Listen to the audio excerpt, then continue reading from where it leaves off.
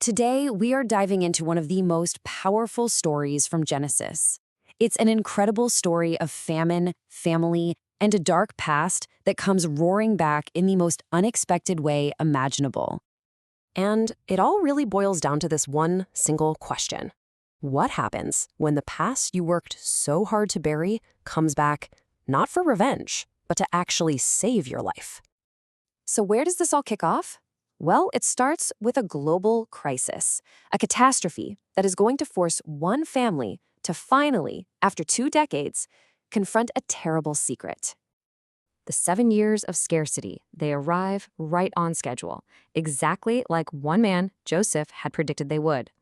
And as the whole world started to starve, the text tells us something pretty remarkable. In all the land of Egypt, there was bread. So you might be wondering, who was in charge of this massive nationwide survival operation? It wasn't a committee, not some council. It was one single man, Joseph. The survival of an entire nation literally rested on his shoulders. And just think about the absolute trust this quote reveals. Pharaoh, the most powerful ruler on earth, basically tells the entire nation, look, go to Joseph. Whatever he tells you to do, you do it. This wasn't just a job title, this was the power of life and death. All right, so while Egypt was prepared, that same famine was hitting Joseph's family back in Canaan, and it was hitting them hard. This sets them on a desperate journey that is going to change everything. Their father, Jacob, sees his family starving, and he tells 10 of his sons, you need to go to Egypt for food. And you can just feel the weight in his words, that we may live and not die. He has absolutely no idea he's sending them straight into the hands of the son he's believed was dead for years.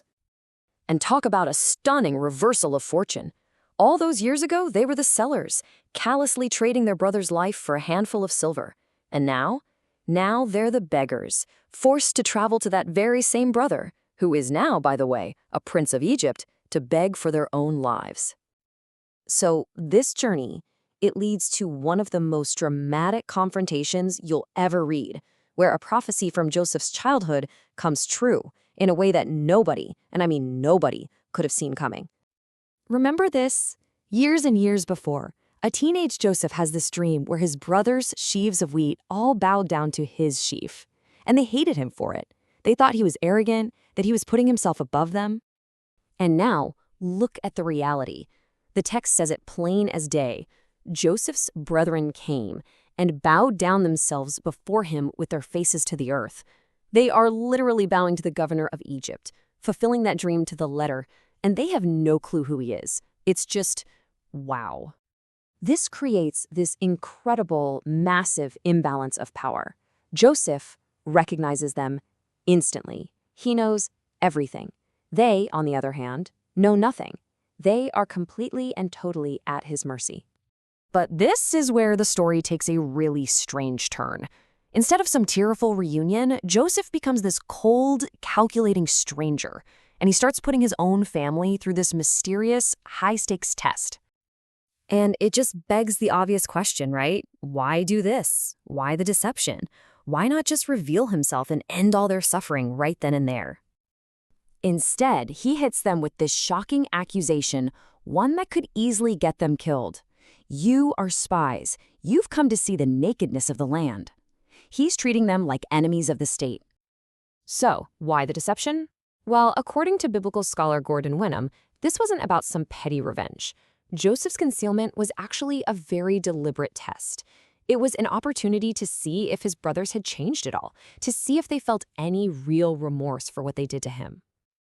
And the irony here is just dripping from their defense. They're pleading, we are true men. These are the exact same men who spent 2 decades lying to their own father's face, showing him a blood-soaked coat as fake proof of Joseph's death. Their past dishonesty is now the very thing being put under a microscope. But you know, this personal family drama is actually part of a much, much bigger picture, what the source material presents as a powerful lesson in divine providence. What we're seeing, according to this interpretation, is a divine plan unfolding in 4 clear stages. First, you have the crisis. The famine forces the family to act. Then, the confrontation. It brings them face to face with Joseph. Next, the revelation. Their hidden sin starts to surface under all this pressure. And finally, all of this sets them on the path to reconciliation. So, what this really suggests is that the famine wasn't just some random tragedy. No, instead, it was the very thing needed to set a divine plan in motion.